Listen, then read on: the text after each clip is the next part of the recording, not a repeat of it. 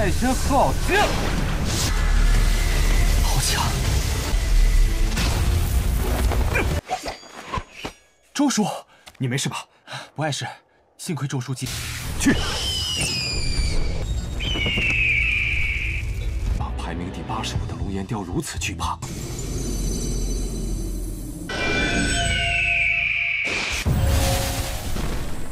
原来九幽却在进化中失败，怪不得柳玉敢打他的主意。 Halo guys, bagaimana kabar kalian hari ini? Semoga masih tetap semangat dan selalu ceria ya. Di video kali ini Mimin akan lanjut membahas Donghua berjudul The Great Rule episode ke-10. Sekedar informasi buat kalian yang menonton video ini dan belum subscribe, tolong di subscribe dulu ya guys. Dan jangan lupa nyalain lonceng biar nggak ketinggalan update terbaru dari channel From Zero. Playlist untuk Donghua ini juga udah tersedia bagi kalian-kalian yang belum nonton episode sebelumnya ya. Ya udah nggak usah berlama-lama, langsung saja kita ke recap ceritanya guys.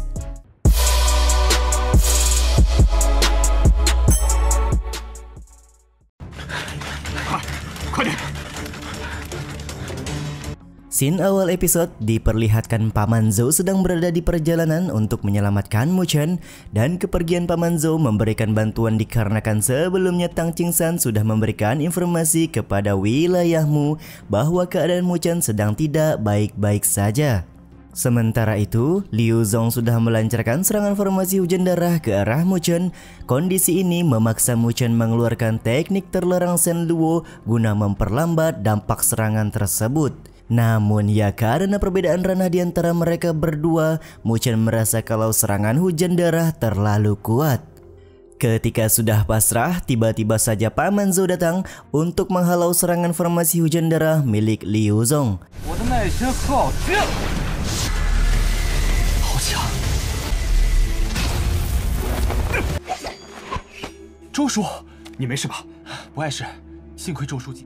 Sembari menanyakan keadaan Mu Chen, Paman Zhou juga marah kepada Liu Zong karena kok bisa-bisanya dia menyerang tuan muda dari wilayahmu di perbatasan seperti ini. Mendengar nama Liu Zong sontak membuat Mu Chen kaget karena wilayah Liu benar-benar memerintahkan tuan kedua untuk merebut kepingan perunggu yang memang dirasa cukuplah penting. Sementara bagi Liu Zong, dia terlihat cukup kesal dengan datangnya Paman Zhou serta memutuskan untuk pergi karena tidak ingin membuat masalah jika berhadapan dengan Paman Zhou sekarang ini. 周爷，该死！沐浴这群人都是属狗的吗？小木，你等着。周叔，别追了，我们先回去。 Kepergian Liu Zong sontak membuat Paman Zhou ingin melakukan pengejaran karena dia ingin memanfaatkan kondisi Liu Zong yang tanpa pengawalan orang-orang dari wilayah Liu. Namun terlihat kalau Mu Chen meminta Paman Zhou untuk tidak melakukan pengejaran karena ada hal yang lebih penting yang harus dia laporkan kepada ayahnya terlebih dahulu. 有要事必须尽快向老爹汇报。 Singkat cerita, setibanya di rumah terlihat Mu Feng sangat marah ketika mengetahui Mu Chen diserang oleh Liu Zong di perbatasan wilayah. Dia juga berjanji dendam ini akan dibalaskan kelak ketika bertemu kembali dengan Liu Zong. Bersamaan dengan itu pula, Mu Feng memuji latihan Mu Chen di dataran Beiling, di mana hasil latihan tersebut bisa untuk sementara waktu menahan gempuran yang dilakukan oleh Liu Zong sebelumnya. Bukan hanya menahan gempuran saja, Mu Chen bahkan bisa dengan cerdik menghancurkan formasi roh tuan kedua wilayah Liu tersebut. Pujian juga diberikan oleh Paman Zhou karena Mu Chen sudah membuat rencana cadangan dengan meminta Tang Qingsan memberikan informasi perihal kejadian yang sedang terjadi di dataran Beiling. Pemikiran-pemikiran seperti Mu Chen dianggap luar biasa oleh Paman Zhou. 这个仇 我们以后会跟他好好算的，否则也不可能从柳宗手里逃过一劫。柳宗可是神魄境强者，提前让谭青山送信给我们，这份心智着实不凡。Mu Feng sendiri kemudian mengecek kepingan perunggu yang dianggap sangat penting oleh wilayah Liu, dan ketika mengamati kepingan tersebut, dia merasa bahwa pola di atas kepingan perunggu sangat mirip dengan Nine Nether Bird. Sontak hal ini membuat Mu Chen dan Paman Zhou sangat kaget karena mereka juga paham bahwa Nine Nether Bird adalah binatang roh yang berada pada peringkat 11 dalam catatan Mirat Beast. Dengan menggunakan burung naga api, Mufeng memastikan bahwa kepingan perunggu di tangannya saat ini berisi sebuah petunjuk Nine Nether Bird karena burung naga api yang berada pada peringkat 85 menjadi sangat ketakutan.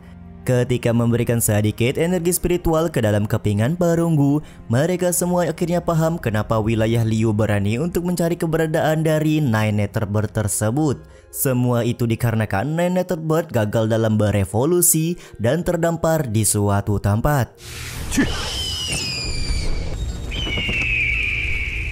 把排名第85的龙岩雕如此惧怕。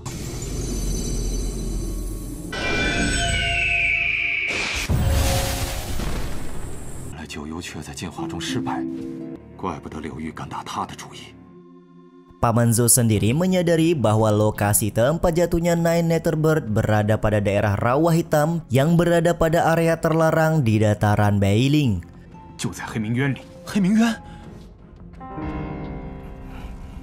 Sementara itu di wilayah Liu, Liu Zong memberikan laporan bahwa dia gagal dalam menjalankan misi untuk mendapatkan kepingan perunggu karena Zhou Ye datang untuk membantu Mu Chen. Sontak kegagalan ini membuat Liu Qingtian sangat marah dan segera memerintahkan untuk menyiapkan pasukan guna pergi ke rawa hitam mencari Nine Nether Bird. Bahkan di sini Liu Qingtian tidak segan-segan akan menghabisi Mufeng jika wilayahmu berani untuk datang ke rawa hitam demi tujuan yang sama. 所以让那小子立刻做好前往黑名渊的准备，我就在那里解决掉他。有谁能阻止我们柳玉称霸？ Kembali ke wilayahmu, Paman Zhou memberi saran agar wilayahmu segera mengambil tindakan karena jika wilayah Liu mendapatkan Nine Nether Bird pasti akan menjadi ancaman semua pihak tidak terkecuali wilayahmu mereka. Saran dari Paman Zhou diterima baik oleh Mufeng meskipun menurutnya rawa hitam selalu mempunyai kabut beracun yang cukup tebal. Dalam beberapa musim seperti sekarang, kabut beracun banyak berkurang dan menjadi momen yang sangat tepat untuk memasuki wilayah rawa hitam. Mufeng pun langsung memerintahkan Paman Zhou untuk segera menyiapkan anggota guna pergi lebih cepat ketimbang wilayah Liu. 派人盯紧柳玉，我们这边准备好人手。我这就去准备。老爹，我也要去黑名渊。 Mu Chen sendiri tertarik untuk ikut pergi ke rawa hitam, namun Mufeng tidak akan mengizinkan hal tersebut karena merasa rawa hitam terlalu berbahaya. Karena Mu Chen terus saja kekeh ingin ikut ke rawa hitam, pada akhirnya Mufeng memberikan satu syarat, yaitu Mu Chen harus lebih dulu menaikkan ranahnya ke tahap spiritual movement tahap akhir sebelum mereka berangkat ke rawa hitam. Sebelum ayahnya pergi, Mu Chen kembali memikirkan tentang kekuatan misterius yang kemarin menekan bahaya dari teknik terlarang Shen Luo di tubuhnya. Dia juga langsung bertanya seberapa tahukah ayahnya perihal teknik seni pagoda agung karena akhir-akhir ini kekuatan dari seni pagoda agung sering bereaksi di tubuhnya. Mendengar semua hal yang dikatakan oleh Mu Chen sontak membuat Mufeng kaget serta memberitahu bahwa dia tidak banyak mengetahui rahasia teknik seni pagoda agung serta hanya ibu Mu Chen yang paham seluk-beluk mengenai teknik tersebut. Dia juga meminta Mu Chen untuk tidak terburu-buru dalam mencari tahu rahasia seni pagoda agung karena jika Mu Chen sudah menjadi kuat nanti pasti dengan sendirinya juga mengetahui rahasia tersebut. Tak lupa Mufeng juga memberitahu bahwa dia sudah mengundang seorang master formasi spiritual ke wilayah Liu dan sontak hal ini membuat Mu Chen merasa tertarik untuk bertemu dengan master yang disebutkan oleh ayahnya itu. 就别去给大家当累赘了。没问题。这是什么？总觉得体内深处好像有什么，您可知道那是怎么回事？副突厥又是你娘留下的，会出现这种共振反应。现在也不用急着探究这些。最近我刚邀请了一个灵阵师来到我们见识一下。真的？那我们现在就去。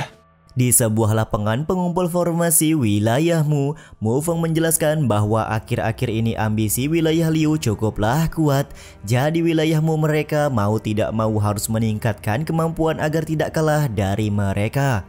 Atas semua kewaspadaan Mufeng, dia akhirnya memutuskan untuk membentuk sebuah formasi spiritual tingkat 2 dengan mendatangkan seorang master bernama Wenling. Mu Chen yang melihat Wenling mempraktekkan pembuatan segel formasi merasa kalau teknik yang dia gunakan tidak jauh berbeda dengan pembentukan teknik terlarang Shen Luo. Dengan hanya melihat gerakan-gerakan tangan Wenling, Mu Chen langsung mencoba untuk mempraktekkan sendiri pembuatan segel formasi tersebut. Wenling sendiri memberitahu Mu Feng bahwa pembuatan segel spiritual hampir selesai dan sekarang hanya tinggal menunggu master formasi lain saja guna melakukan penyempurnaan. Dia juga terlihat cukup kaget dan menanyakan siapakah bocah yang datang bersama dengan Mu Feng ke tempat ini karena mencoba untuk mempraktikkan pembuatan segel formasi. Mu Feng pun menjelaskan kalau itu adalah putranya yang bernama Mu Chen dan dia sedang belajar membuat segel formasi dari gerakan-gerakan yang baru saja dilakukan oleh Wenling. Sontak hal ini membuat Wenling cukup kaget karena bagaimana bisa hanya dengan melihat gerakan saja mampu untuk membuat segel formasi seperti dirinya. 等会儿你可以向他请教一些灵阵知识。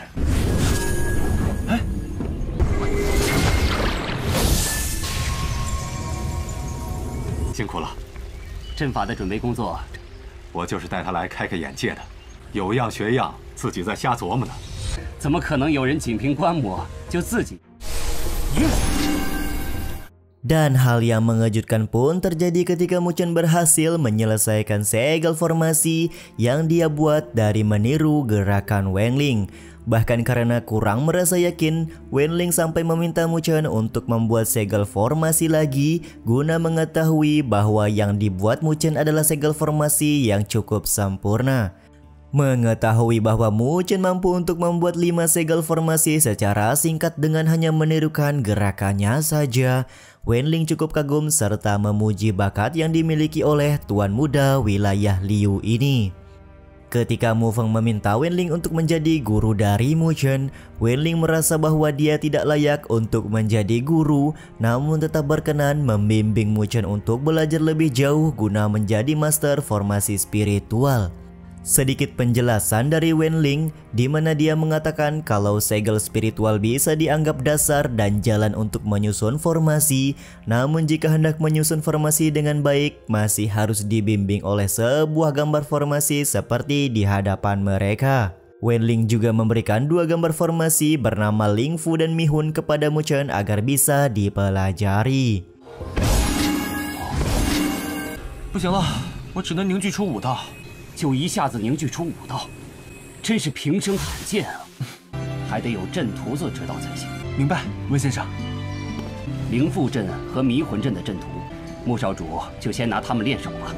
虽说穆少主天赋卓绝，绝不是光靠天赋便能达成的。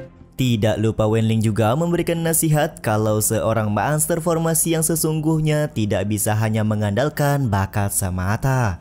Sementara bagi Mu Feng, bakat anaknya dalam formasi spiritual pada saat ini sangat mirip dengan sang ibu.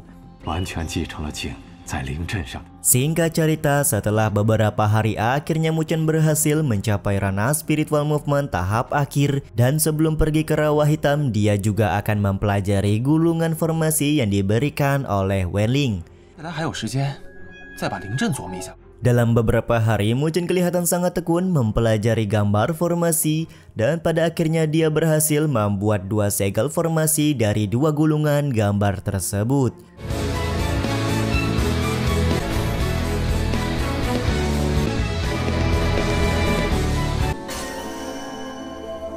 有青天他们出发了。 Sementara itu, Paman Zhou memberikan informasi kepada Mu Feng yang dia dapat dari mata-mata bahwa Liu Qingtian sudah membawa pasukan masuk ke dalam rawa hitam. Sontak informasi ini membuat Mu Feng kaget serta menanyakan kesiapan dari para anggota wilayahmu kepada Paman Zhou. Paman Zhou memberitahu bahwa jenderal perbatasan yang bernama Chen Xiong sudah datang, namun Mu Chen sampai sekarang belum menyelesaikan latihannya. Tiba-tiba saja Mu Chen datang ke dalam ruangan sembari pamer kepada ayah dan pamannya bahwa saat ini dia sudah mencapai ranah spiritual movement tahap akhir dan sangat siap untuk ikut pergi ke rawa hitam. 镇守边关的大将陈雄也赶过来了。当初说好了要带我一起去的。不愧是小木。 Beberapa saat kemudian, wilayahmu sudah berada di dalam rawa hitam. Paman Zhou memberi informasi serta memperingati bahwa wilayah Liu masuk ke tempat ini melalui jalur barat dan kemungkinan sebentar lagi pasti akan bertemu dengan mereka. Dia juga meminta semua orang untuk berhati-hati karena kabut racun yang ada di rawa hitam cukup berbahaya bagi mereka semua.